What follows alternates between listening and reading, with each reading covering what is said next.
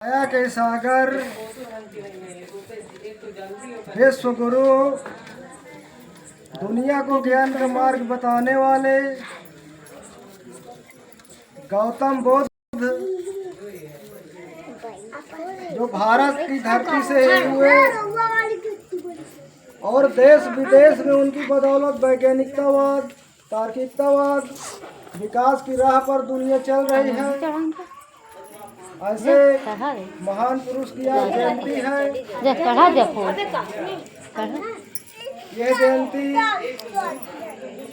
भारत के अलावा देश में, विदेश में, कोने कोने दुनिया में हर जगह मनाई जाती है। भारत में खास तौर से किसान पर्व के रूप में भी आज मनाते हैं। बुद्ध जयंती जगह जगह पर कार्यक्रम का आयोजन होता है। लोकगीत गाने गाते हैं, मनोरंजन को कार्यक्रम करते हैं।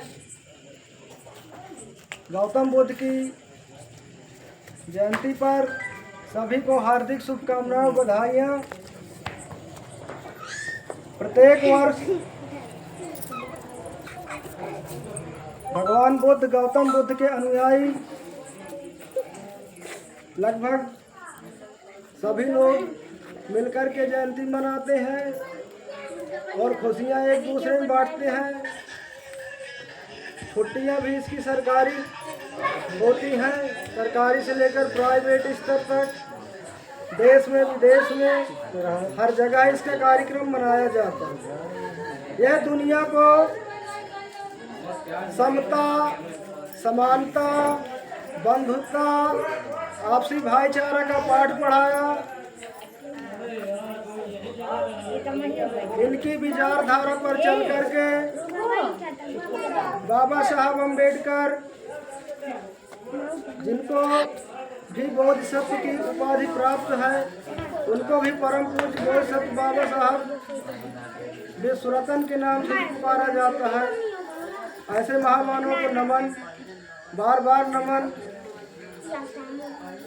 गौतम बुद्ध एक शाक्य परिवार से थे। उनके समय में उन्होंने देखा कि दुनिया में लोगों का कैसे उत्पीड़न होता है। उन्होंने प्रयास किया और दुनिया को अपने ज्ञान के माध्यम से तार्किकतावाद, बौद्धिकतावाद, बिना भेदभाव रहित पाठ पढ़ाया। गौतम बुद्ध कहते हैं कि आप मेरे पर भी प्रश्न कर सकते हैं। ऐसा नहीं है कि हम इनको जैसे मानते हैं कि हमारे आराध्य हैं या भगवान हैं, उन पर हम प्रश्न न करें, मतलब उन पर न प्रश्न करें कि नहीं वो क्या थे, उन्होंने क्या किया, ऐसा क्यों है। तो वो तार्किक सिखा गए लोगों को कि आप जो है यदि किसी भी शंका का समाधान है तो बेहिचक कह सकते हैं। इन्होंने कहा, पूजा पाठ का भी इन्होंने सख्त विरोध किया। मूर्ति पूजा से लेके जितनी भी पूजाएं हैं, नायक पूजा, उन्होंने कहा समाज और देश में समानता आनी चाहिए, बौद्धिकतावाद आनी चाहिए, लोगों में वैज्ञानिक चेतना होनी चाहिए। उसी चेतना के बल पर आज आपने देखा होगा कि देश में सुरक्षा व्यवस्था से लेकर, टेक्नोलॉजी से लेकर, आपके पास मोबाइल फ़ोन है तो ये फ़ोन किसकी देन है? वैज्ञानिकतावाद की देन है, किसी अंधविश्वास व पखंडवाद की देन नहीं है। यदि हम सोच लें कि उसको गौतम बुद्ध ने दिया है, लेकिन हाँ, या किसी विशेष मतलब जिसको हम मानते हैं वो दिया है, तो ऐसे ये प्रकृति के नियम है। लोगों, प्रत्येक आदमी जो है उसके अंदर इतना बड़ा दिमाग होता है कि वो हर चीज़ विकसित कर सकता है। आप सोचिए पहले क्यों नहीं ऐसी टेक्नोलॉजी थी। तो गौतम बुद्ध ने ज्ञान का पाठ पढ़ाया, लोग तर्क वितर्क करने लगे, शिक्षाएं ग्रहण करने लगे, अच्छी पढ़ाई पढ़ने लगे।